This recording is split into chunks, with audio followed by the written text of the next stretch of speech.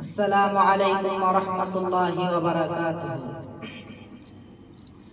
উপস্থিত শিক্ষক মহোদয়, অভিভাবক, অভিভাবিকা ও আমার সামনে দাঁড়িয়ে থাকা শ্রোতা মণ্ডলী, আমি অত্যন্ত গর্বিত যে আমরা সবাই আজ ৭৯তম স্বাধীনতা দিবসকে কেন্দ্র করে ইমাম মুসলিম একাডেমি প্রাঙ্গণে একত্রিত হয়েছে।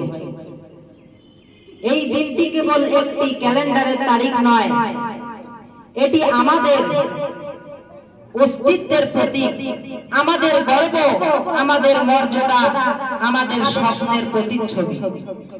প্রিয় শ্রোতা মণ্ডলী, স্বাধীনতা শব্দটি শুনলে সাথে সাথে বুক ভরে যায় গর্বে, আনন্দে, আবেগে, কিন্তু আমাদের ভুলে গেলে চলবে না, এই স্বাধীনতা আমাদের হাতে আসেনি কোনো উপহার হিসেবে।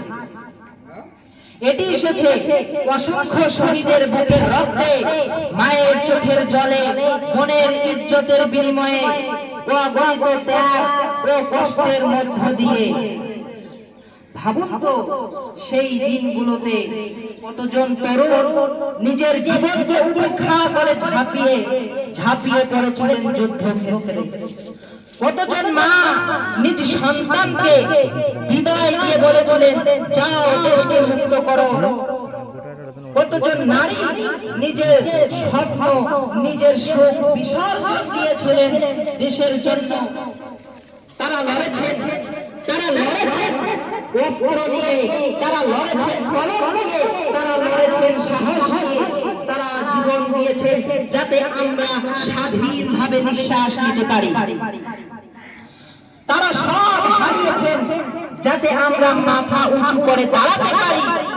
প্রিয় শ্রোতা মণ্ডলী, স্বাধীনতা মানে শুধু শত্রুর হাত থেকে মুক্ত হওয়া নয়, স্বাধীনতার মানে হলো নিজের মাটিতে নিজের অধিকারে বেঁচে থাকা, নিজের ভাষায় কথা বলার স্বাধীনতা, নিজের সংস্কৃতি ও ইতিহাসকে লালন করার স্বাধীনতা, নিজের স্বপ্ন গড়ার স্বাধীনতা। কিন্তু মনে রাখবেন, স্বাধীনতা অর্জনের চেয়ে কঠিন হলো স্বাধীনতাকে ধরে রাখা। কারণ স্বাধীনতা একবার হারালে তা ফিরে পাওয়া খুবই কঠিন। তাই আমাদের মনে রাখতে হবে, ঐক্যই জাতির শক্তি। বিভক্ত জাতি কখনো অগ্রসর হতে পারে না। সততাই স্বাধীনতার রক্ষা কবচ। অসৎ হাতে স্বাধীনতা ধ্বংস হয়।